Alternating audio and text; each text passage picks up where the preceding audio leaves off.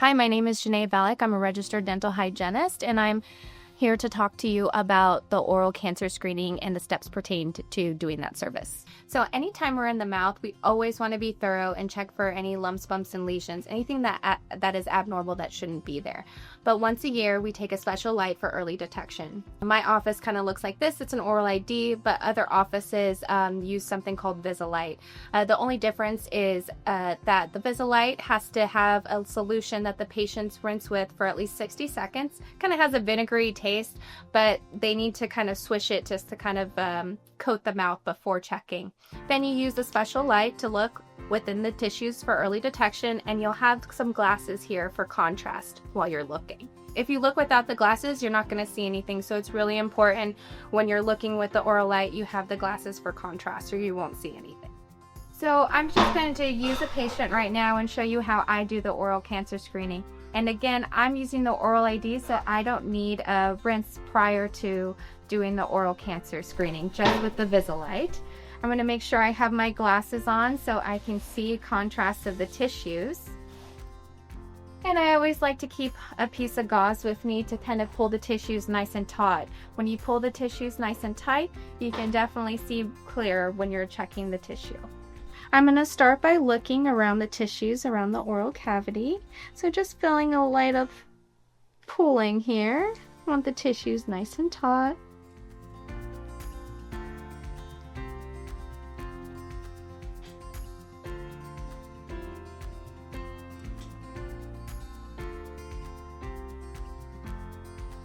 Okay, and now I'm going to check the roof of the mouth. Very good.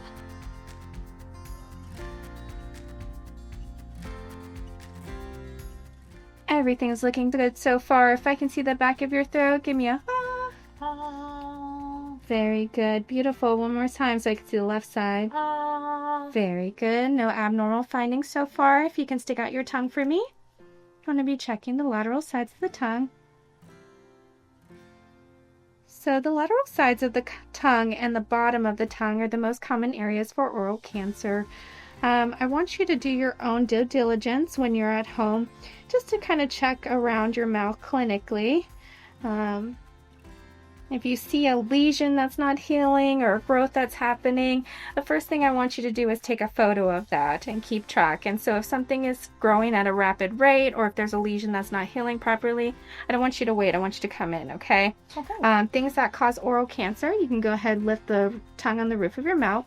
Things that cause oral cancer are drinking, smoking, vaping, HPV, HIV.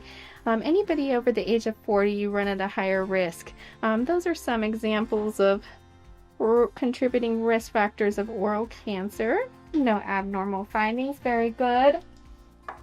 So if any of those pertain to you, you want to make sure that we're not skipping our annual yearly check, okay? Okay. I didn't find anything. I hope I never find anything, but we want to keep checking clinically when you come in, and I also want you to keep an eye when you're at home, okay? The procedure should take anywhere about 1 to 3 minutes. It's very quick, but we have to remember that they are paying for this service, so we want to make sure that we're not going too fast. I'd also like to mention, if the patient is rolled in our AMP plan, then the cost of the oral cancer screening doesn't apply to them. It is covered through our AMP plan. One of the tips I like to use while I'm going over the oral cancer screening is to verbally say the kind of things that I'm looking at. The main areas you're going to look at first is around the tissue of inside the mouth. Then you're going to look at the roof of the palate. After, you're going to look at the back of the throat, so make sure that they're opening kind of their oral cavity so you can kind of see their tonsils back there, making sure that there's nothing abnormal. After that, you will then ask them to stick out their tongue. You're going to be looking at the lateral sides, both sides of the tongue, left and right. Last but certainly not least, we're going to look underneath the tongues. You'll have them flip their tongue up just like this, and then you'll kind of press the tissue down just to make sure that there's nothing tissue-wise that looks abnormal underneath the tongue. Most common areas of oral cancer is the lateral sides and the bottom of the tongue, so make sure you're looking really thoroughly and we're not trying to rush through. When you're looking in the oral cavity, when something looks abnormal, what that looks like, it will glow a black darkish color. Once the pictures are taken, then we will send the patient to our personal oral surgeon, and they will take a biopsy to see if it's carcinogenic or not. So when I'm checking for something and I see something that's suspicious or abnormal glowing, I'll then turn off the light and turn back on my clinical light up top to see if I can see anything visually. If I can see anything visually without the light, I'll take a photo of that. After that, then I'll turn back on the oral cancer screening light, and my oral ID has a little clip like this, and it has that contrast on it. I'll then clip it to my oral camera. I'll then clip it to my oral camera and then be able to take a photo. If I don't have this piece and I try to shine the light, again, you're not going to see the contrast or anything. So it's really important that you have this piece when you're taking the photo so the doctor can see what we're looking at that looks abnormal. Early detection is really, really important because it makes things easier to treat. It's really important to believe in what you're saying and understand the importance of early detection for oral cancer. Just to summarize, this procedure that takes 1 to 3 minutes long.